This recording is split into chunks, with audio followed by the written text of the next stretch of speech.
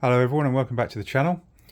In today's video we're going to be reassembling the rest of the engine, so top half of the engine, barrel, piston, rings. I've got everything laid out here that I think we probably need. So we've got our piston, gudgeon pin, we've got one circlip, the other one's already in the piston, camshaft, barrel, head, and our rocker assembly all built up. So and hopefully the various fasteners that we need as well.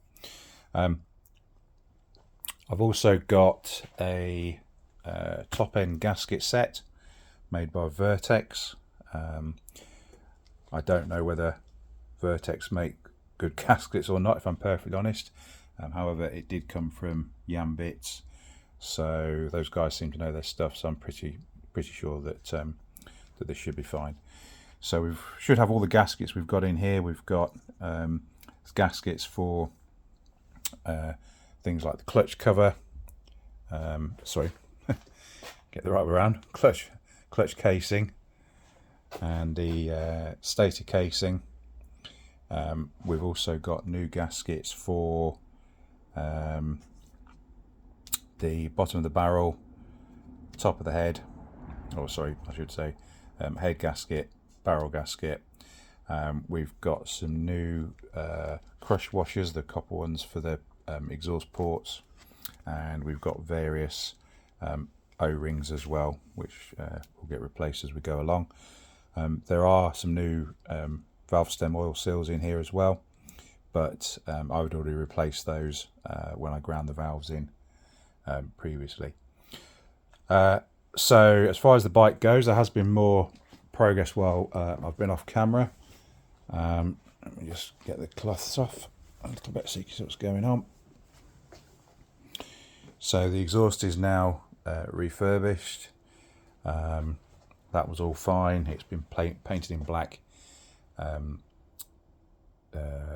heat resistant paint, exhaust paint, and the protector or the heat shield has been redone. I've had a bit of a job with this, to be perfectly honest. It looks better on camera than it actually is, but I assumed this was alloy, but it turns out it's not. It's actually just a steel pressing. It's magnetic, so it's not stainless steel, and it's not an alloy. I think it is, and it does rust, or it has rusted. So I think it may have been anodized previously. I'm not too sure, but I stripped it back and I've polished it as best I can. I'm not massively happy with it, if I'm perfectly honest. I've had to lacquer it because obviously I don't want it going rusty. I think at some point, it's okay for now, but I think at some point what I'm going to do is when I do the next project and I take some bits and pieces of chroming, I'll probably take that off and go and have it chromed, or possibly nickel plated, or I don't know, I'm not sure yet. I need the original finish was like a brushed, almost like brushed aluminium, but to say it's not an alloy, so I don't know. I'll work on that one. Also back in now is the oil tank.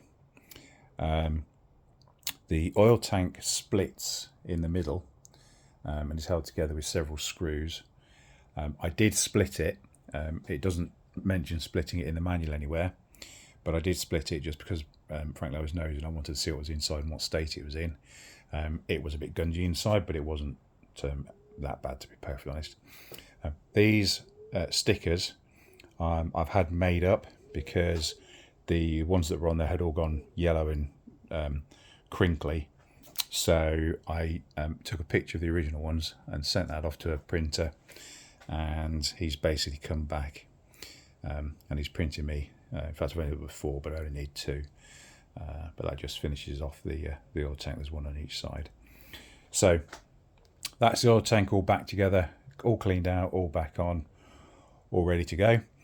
So I've sort of made a rob for my own back here because obviously I've already built up the back end of the bike. So we've got the wheel on, which means we've got all the mudguard assembly and everything in, and the airbox. And the airbox was actually the first thing that you have to put in when you start building all this area up. And of course the problem I'm now going to have is when I put the engine back in, I'm going to struggle to get the carbs in because these rubbers have gone quite hard. We'll cross that bridge when we come to it. If I'd have thought about it a bit more, what I would have probably done is before I started building too much of the back end up, I'd have probably got the oil tank and the engine in, and then I could have put the carbs on and then put the airbox on, because the airbox slides in from the back. That's the way it would have been assembled in the factory, engine first, and then the airbox would have been put back on afterwards. But you live and learn. The airbox, I've left all the screws loose though, and these are slotted, and I think they're slotted deliberately so that you have got some movement there. So when it comes to putting the carbs back in, hopefully there'll be enough movement there. I mean, that's how they came out anyway. So, you know, I did take the carbs out before. I think I took the carbs out before I took the engine out. Did I swing the engine down and then take the carbs off? I can't quite remember now. Yeah, it was a long time ago. I've had a few beers since then. So the other option I've got now is how far I go with actually building the engine up before I put it back in the frame. And looking at the manual, I could pretty much put it back in the frame as it stands there, and then build the rest of it up while it's in the frame. That would certainly make it lighter and easier to get back in the frame now than building it all up, because once you start adding these components on, you know, it does start to get quite heavy, even though it's a single cylinder. I've decided I'm going to build it up on the bench and then put it back in the frame as one unit. I possibly might leave the covers off actually, because I don't want to scratch those when I put the engine back in. I'll probably leave those off, but the rest of it, certainly piston, barrel, head, that's all going to go back on. The reason I've decided to do that is because I do remember when I took it all apart, it's a real... I was having a look at all of these different bolts, some of which are hidden away quite well when it's all in the frame, and I was thinking if any of those don't want to come out properly, I'm in a whole world of pain. So I took the whole engine out as it assembled, and then took it apart on the bench. So I think I'm going to put it back together that way as well. It will make it heavier to put back in the bike, and potentially more awkward because it's a bigger lump to have to try and you know, go into the frame. But having said that, the advantage, or one of the advantages that this bike does have, is that it does have the removable down tubes which go across here.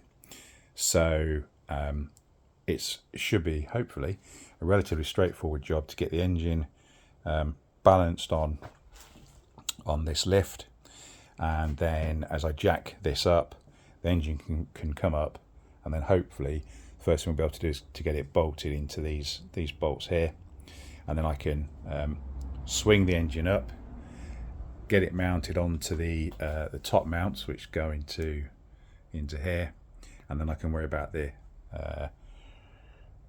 rest of the tube frames, etc. at that point. So that's the plan of attack. So let's take a look at the engine and see what we've got. So I've got everything I need, including the all-important cup of tea. The bottom end of this engine I basically haven't touched. I've touched in areas of the casing that had been damaged by probably fuel dropping onto it. The engine's only done 14,000 miles. It runs sweet as a nut. There's no fifth gear issues that I can detect. Seems to all run really nicely. The only issue I had when I was riding it was occasionally it was difficult to get into neutral, but I think that was a clutch adjustment problem, or me not just knowing the bike that well. So I've put it on a piece of cardboard so I can just swing it around nice and easily so we can see what's going on. It makes it easier for me to work on. Let me just zoom out slightly. So I've had all these off. I've checked the clutch plates. They're all fine. They're all within tolerance. I've checked all of these planetary gears. All of the teeth seem absolutely fine. I can't see any signs of damage, corrosion, or anything else on any of these. They all look really good. Splines look good. I've cleaned up all of the mating faces. This one looks quite marked up, but it is actually all very flat, so I'm happy with that. I've got my cam chain is on the gear at the bottom, and that's coming up through on a piece of wire, so I'm ready to put that back through. We'll turn it round. Again, on this side, I've cleaned up the mating faces, checked everything out, everything looks fine. First thing we've got to do is there's a gasket, base gasket to go on here, which appears to be a paper-based gasket. I like to just put a bit of grease on these, just to stop them sticking when you take them off, really. Not sure it's that necessary on this particular one, because we shouldn't be having this one off very much. But just a really, really light smear of grease. You don't need a lot.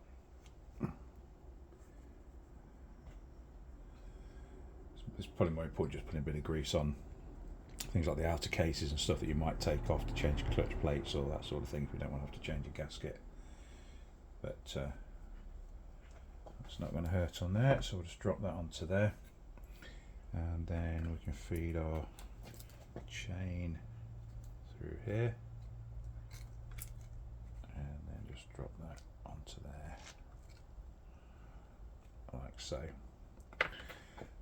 The reason I've got a cloth in here is because as I'm putting bits onto this, or particularly when I'm putting the gudgeon pin into here, what I don't want to do is end up dropping anything down into the depths of the engine, because if you do that, then of course you're into the situation where you've got to try and get it out, which isn't necessarily the easiest thing to do. I suppose you could try to turn the engine upside down and shaking it, see if it'll come out, but if it doesn't and you've got to strip the engine, then obviously you've added to the time involved in the project considerably. So that's our gasket on. As usual, they're not the best pattern gaskets, they're not the best fitting gaskets. Next comes a very small O-ring which drops into there. Again, that's being forced out a bit by that gasket, which isn't good. I think I might have to trim a little bit off that gasket looking at that, so I'm not happy with the fit of that. I suppose it's possible. Do you know what, I think it's always just worth taking a bit of time to have a look at these things, because I'm now actually wondering, looking at that, I think I've got that gasket upside down, because we've got a gap here and that bit's wider, and I think that's meant to fit over there. I just assumed, wrongly by the looks of it, that the writing would go on top, but it doesn't look like it does. So let's just peel that off carefully so we don't damage it.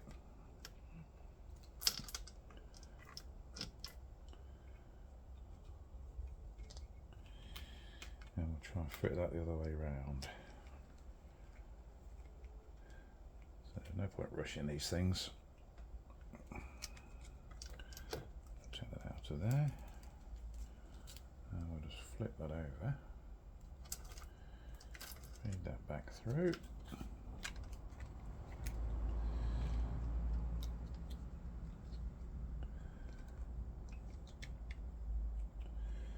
Well, what do you know? I take it all back. As it happens, this is quite a good fitting gasket. It just helps to get it the right way around. So that'll just sit in there. And then we've got a couple of dowel pins which are for location purposes. So we've got these two dowel pins. and they sit over here and one down in there. Okay, so let's do a twist. Okay, let's locate down in there. There we go, that's it. So I'm just going to have a quick double check in the manual, see what we do next. Okay, so yeah, I think that's all our dowel pins in. So now we can concentrate on getting our piston back on. So the piston, I'm reusing the piston. The piston and the rings all seem to be well within tolerance. The piston does have an arrow on it, and there's no markings on here to suggest, well, the manual says the arrow points to the front of the engine, which is, I guess, is pretty obvious, but there are no markings on here to suggest this is anything other than a standard size piston. There's not been bored or anything. I don't think this has, by the looks of it. We've got one ring in place already. These are new gudging pins, I should say, and that one is in place already. Although I am going to take a small screwdriver and I'm just going to move that round a little bit so it's not, yeah, that's better. So the holes, what I don't want is the gap in the ring to be over that gap there. I want it just moved around a bit if I can. So that's done that. So the rings are already on. We need to align those in a minute, but we'll sort that once the piston's on. So we've got a new circlip for the other side, and we're using our existing gudging pin, little end, whatever you want to call it. Well, that's a little end gudging pin. Again, this looks marked, but if you run your fingers across it, there's no indent there. It's perfectly smooth. I've checked the dimensions of this, and again, it's perfectly within tolerance. This one I have tested sliding this in and out. It will go in and out without heat. So let's have a go at getting this back on. Just swing the camera around a little bit so you can see a bit better. So we're going to go in, make sure the arrow's at the front, pointing to the front of the engine. I'm going to slide the gudging pin in, locate it, and that'll end.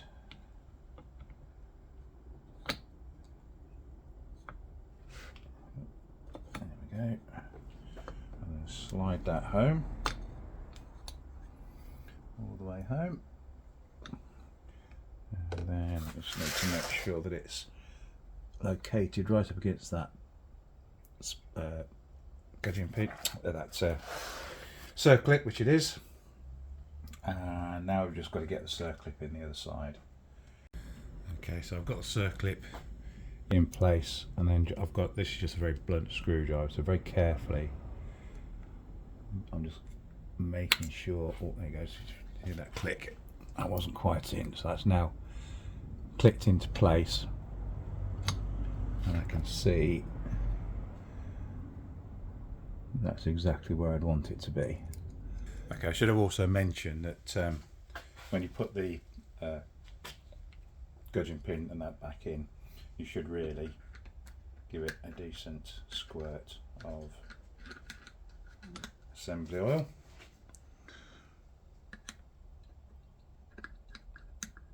Just to give it half a chance, and also around the little end as well. So that'll be fine, that's all sorted.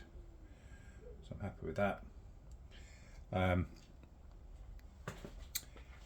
The rings, so we've got a top ring, oil control ring, and the bottom ring. So these have all got gaps in, and the idea is that you offset these about 120 degrees each, and you don't want, ideally you don't want any of them pointing directly to the front or to the back of the bike. So top one will have about there, middle one will have there, Or control ring's harder to work out, but I think, yeah, we should be fine with that. And now comes the fun part. We've got to try and compress these rings at the same time as we're dropping on our barrel. But before we drop the barrel on, so we've got to put a little bit of grease around this gasket. So not a lot, just enough just to stop it sticking to anything if when we take it off, so it's into the mating surfaces.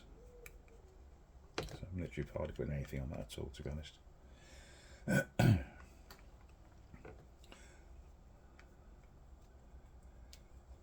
And also on our barrel we have an O-ring. This has all been shot blasted and cleaned up previously. Move this over a bit. I'll show you the barrel. So as I said, this has all been shot blasted and cleaned up. It's had a liberal coating of thick grease on there, which I'm going to clean off now, and we're going to put some engine oil in there instead, or assembly oil. All the mating surfaces have all been cleaned up properly, but there is, I don't know if you can see it, but there is an O-ring just here, so I'm going to take that O-ring off and replace it with a new one that came in the kit.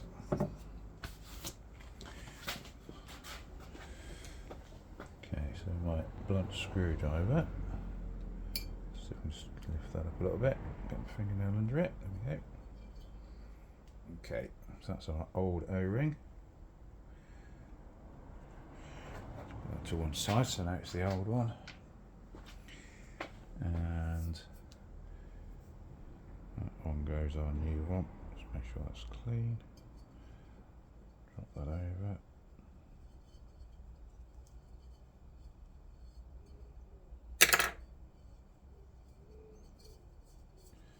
Roll that down into its groove. Okay. Oh, that's good. Lovely. Right. I'm almost out of brake cleaner, but hopefully I shall have enough just to clean this out.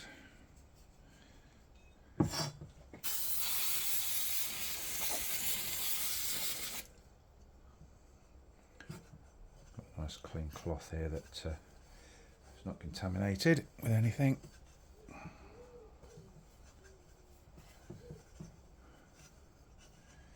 Don't mind if there's a little bit of grease left in there, to be honest, it's not exactly doing any harm, particularly during the first startup.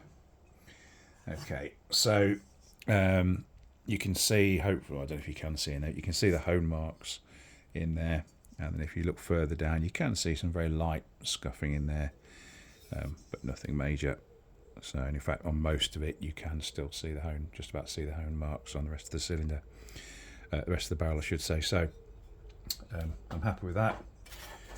That can go back on. So we are going to put some assembly oil in here.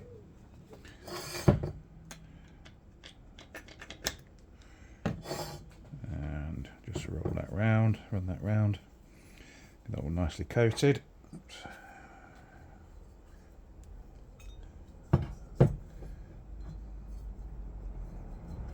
I do have some piston ring compressors, but the manual says just do it by hand, so we'll try it by hand, and if we're not happy with how it's going, then we'll dig the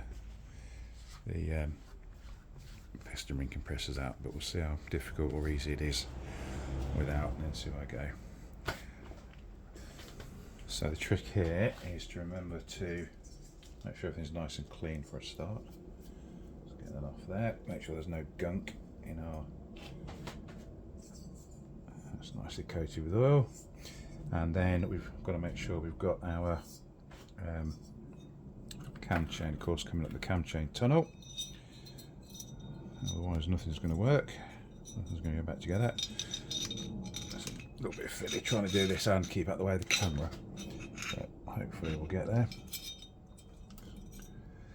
Okay, let's try feeding this onto this piston.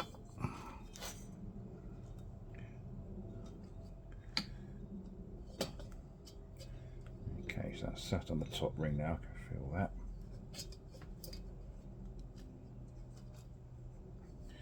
Obviously we don't want to start, a bit careful we don't damage any rings. Where's the fun bit?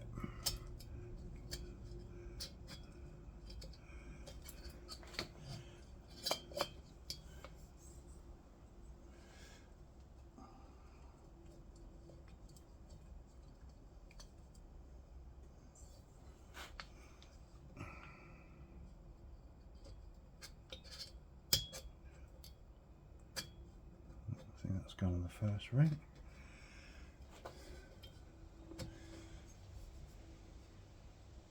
Yep.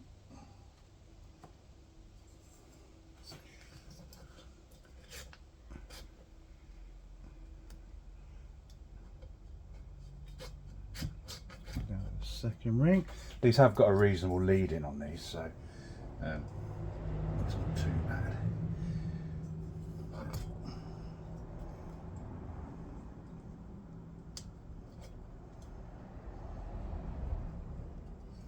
Once you get the ring onto the leading on the bottom of the barrel, there we go. I think that's on that second one. Not quite. Oh, there it goes. Yep. And then final one onto our control ring.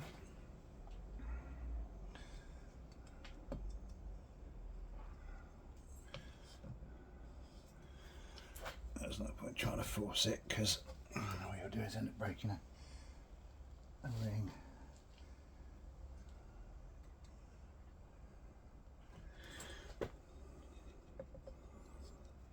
It'll go when it's ready.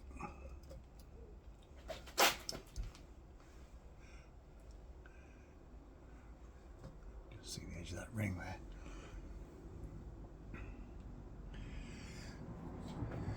So around the other side. Just there's the problem.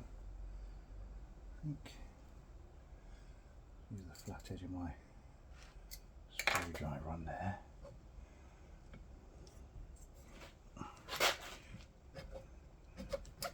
There we go. So we're on our rings.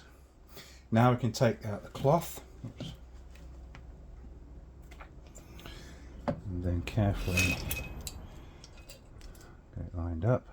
Got our dowels on, make sure nothing's moved as far as the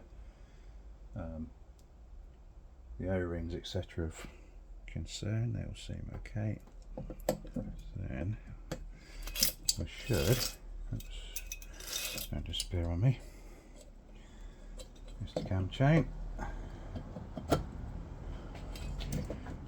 Then we should be able to just slide this down, yeah, till it meets. Whew, okay. So that was perhaps a little bit more effort than I was expecting. I was on the verge of going and fetching the piston ring compressors at that point, but we're on. So we can turn this a little bit just to make sure that it's free, which it seems to be. We can't turn it too much because we're going to disturb the cam chain, and of course we've got the wire through it, but basically that's doing what you'd expect.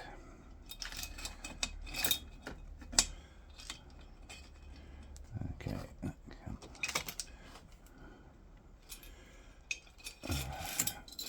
we go.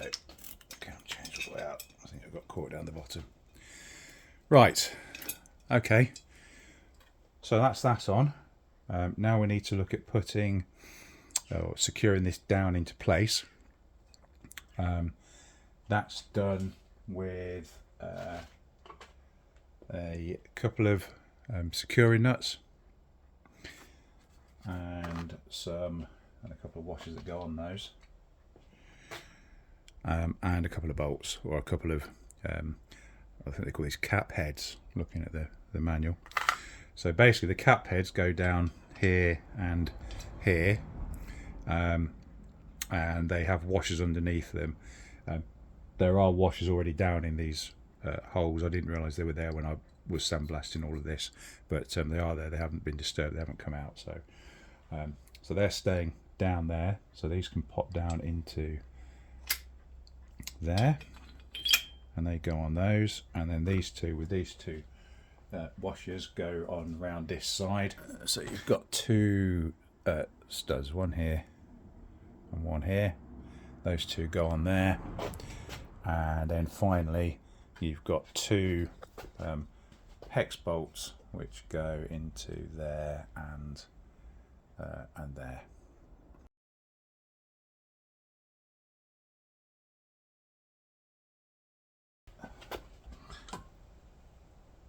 See how we go. That's the first part of setting up the timing, and the second part is then to install the camshaft and then the camshaft sprocket. You can see a timing line there and the other one just there. So I've set, or the feeler gauge I've got is 0.05, so we're going to go with that. So let's do this one first.